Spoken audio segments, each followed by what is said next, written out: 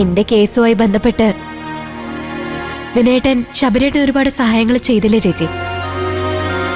അതിനുശേഷം രണ്ടുപേരും നല്ല കമ്പനിയാ. അല്ല, അന്ന് ചീരി ചേച്ചി ഉണ്ടായിരുന്നതല്ലേ?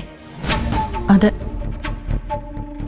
അന്നുണ്ടായ അടുപ്പാണല്ലോ എന്നെ വീണ്ടും വിനേട്ടന്റെ വീട്ടിലെത്തിച്ചത്. പാവ ചേച്ചി വിനേട്ടൻ. നമ്മള് ആദ്യം വിചാരിച്ച പോലുള്ള ആളൊന്നും അല്ല. ചീരി ചേച്ചിക്ക് ഇപ്പൊ അങ്ങനെ തോന്നുന്നില്ലേ? പിന്നെ പഴയ ആളെ അല്ല, ഇപ്പൊ പുതിയൊരാള് വിനയേട്ടൻ. കുറച്ചു ദിവസം കിടക്കേണ്ടി വരുമോ അനു?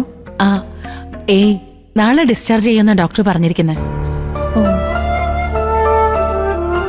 നാളെയോ? അപ്പോ ഡോക്ടർ വിനേട്ടനോട് പറഞ്ഞത്?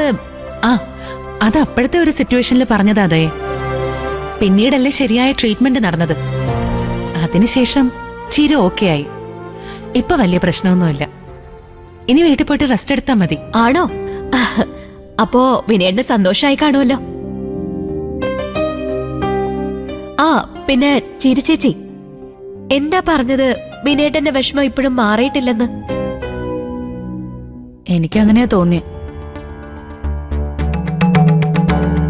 ഇനി നീ ഒന്ന് വിളിച്ചു നോക്ക്, വിഷമം മാറിയെന്നറിയാലോ.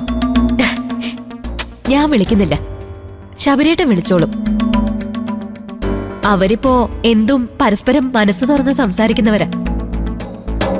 ചീരു ഡിസ്ചാർജ് ആയി കഴിഞ്ഞാ വിനയന്റെ വീട്ടിലേക്ക് തന്നെ പോയില്ലേ? അതോ? ഇതെന്ത് ചോദ്യാണ് ചേച്ചി?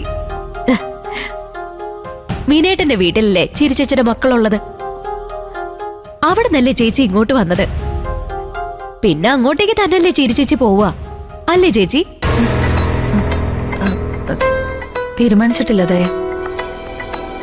എന്റെ മക്കളെ രഘുവേട്ടനെ അമ്പിളി ചേച്ചിയും കൂടി പഞ്ചരത്നത്തിലേക്ക് കൊണ്ടുപോയി. പിന്നെ ഞാൻ എങ്ങോട്ടേക്കാ പോകുന്നതെന്ന് നാളെ ഡിസ്ചാർജ് ആയ ശേഷമേ തീരുമാനിക്കൂ.